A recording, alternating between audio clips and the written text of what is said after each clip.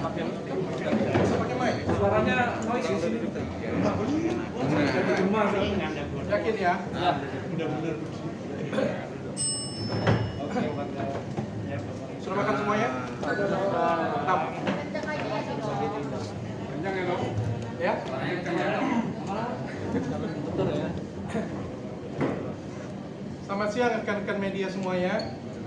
Senang sekali bisa kumpul hari ini semuanya. Hari ini adalah hari yang kalian tunggu-tunggu.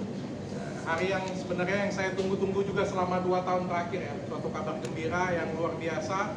Saya mohon maaf selama prosesnya saya tidak bisa share ke media. Kemarin kita menempuh jalur papit, saya memilih jalur silent aja karena pengacara saya nggak suka pansos dia ya. Tapi yang penting menang.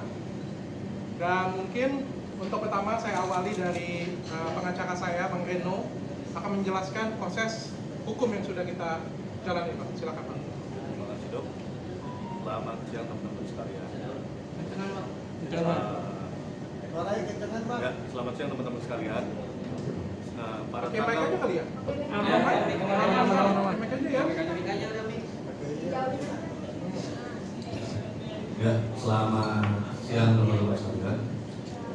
Pada tanggal 14 November, melalui lembaga pra-peradilan di Pengadilan Negeri Jakarta Selatan, klien kami, Dr. Richard Lim dengan Hans Pranata, mengajukan peradilan terhadap perkara pencemaran nama baik dan illegal access, dan melalui lembaga pra-peradilan tersebut, klien kami telah ditetapkan bahwa penetapan status tersangka pada pencemaran nama baik dan illegal access dinyatakan tidak sah secara hukum, dan penyitaan barang-barang bukti yang disita oleh Polda Metro Jaya melalui Krimsus itu juga dinyatakan tidak sah, dan putusan itu telah inkrah. Mungkin demikian penjelasan dari saya selaku kuasa hukum Dr. Richard Lim. Mungkin ada yang ditambahkan oleh rekan saya.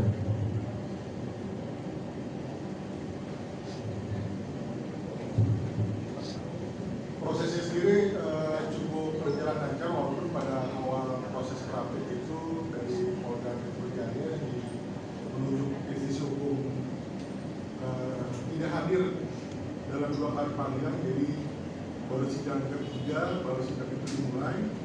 Pemeriksaannya kita sudah bacakan permohonan, kemudian dari Polda Metro sudah mengajukan jawaban, duplik pembuktian. Kita mengajukan bukti surat dan ahli, dari Polda mengajukan bukti surat sebanyak 150 bukti surat. Terus kemudian dilanjutkan kesimpulan. Lalu tanggal 14 November, alhamdulillah permohonan dari Dr. Richard dan Hans Pranata dikabulkan untuk seluruhnya.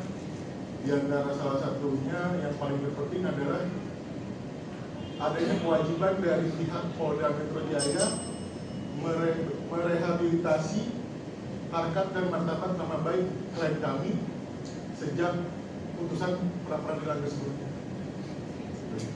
Sementara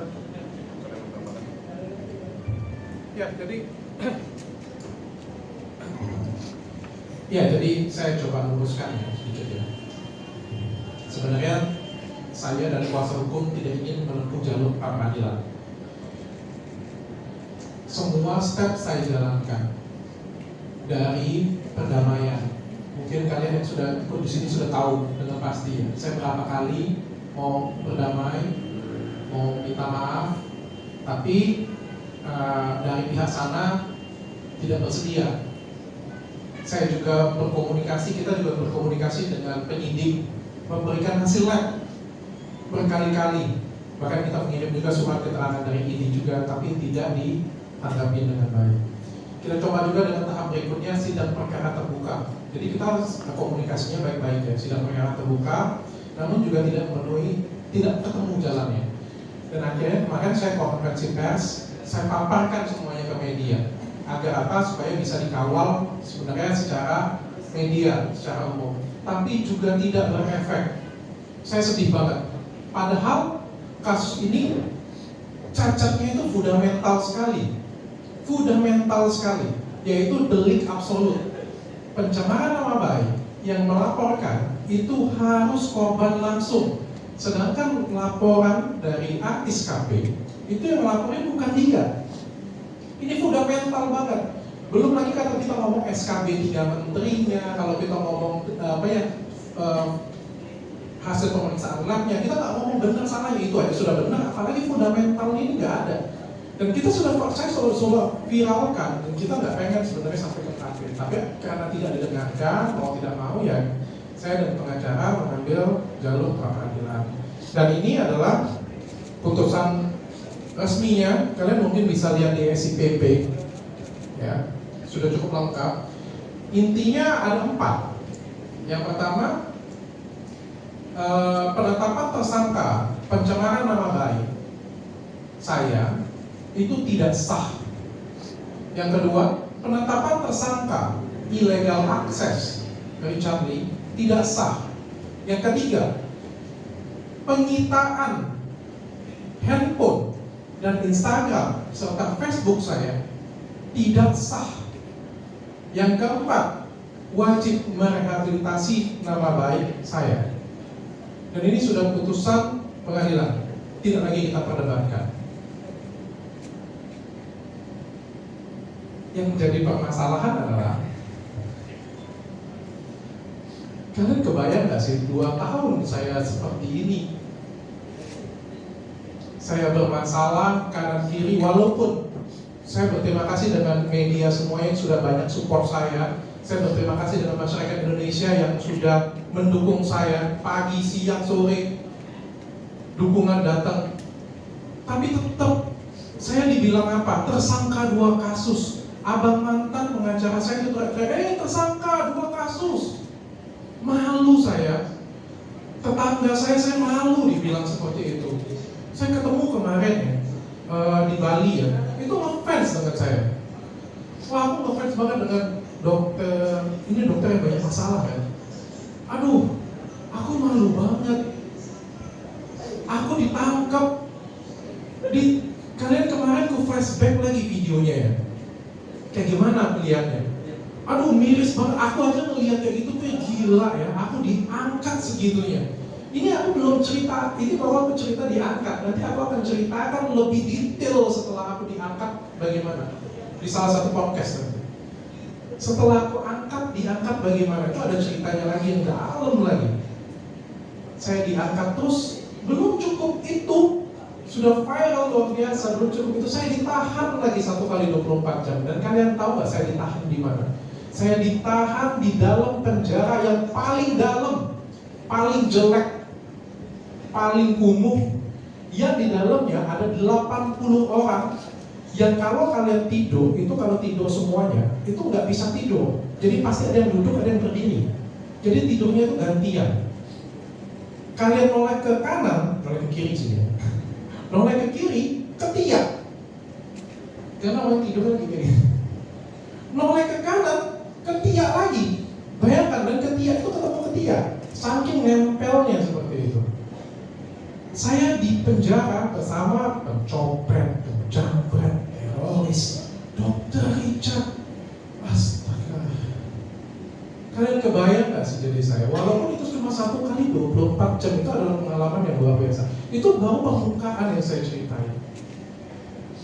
Belum lagi orang tua saya, betapa sedih kepikiran orang tua saya. Orang tua saya ini orang Palembang, bukan orang pendidikan tinggi. Orang yang ketakutan sekali. Setiap kali ketemu nangis, papa saya nangis, istri saya tuh penakut banget. Belum lagi kita ngomong omongan tetangga, jejak digital, anak saya dibilang apa nanti? Anak 2 tersangka.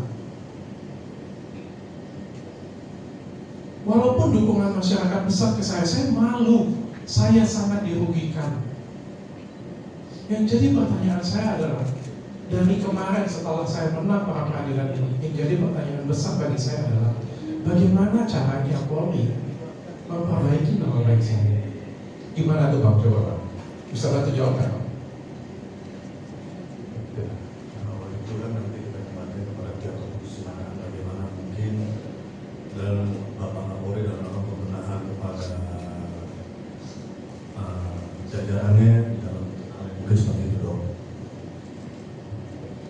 Iya, aduh, handphoneku lagi di live pula ya. Mengingat kembali, bisa nggak sih buka yang di grup kemarin ada nggak sih? Yang di grup, yang di apa ada di grup dalam grup ada? Hah? Dalam grup kan? Siapa dalam grup? Ada video yang kukirim kemarin.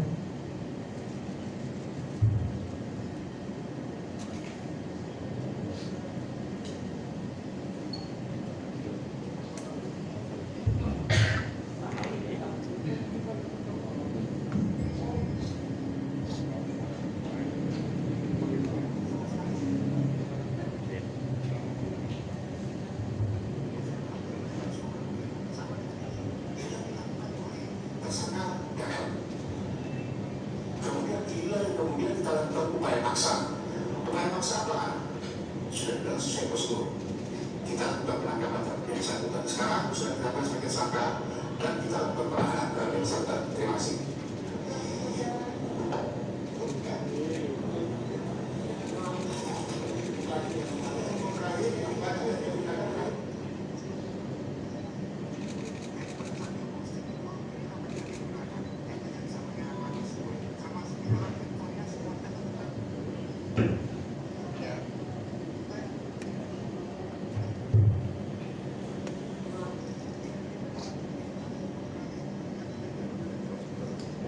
Ini mati ya?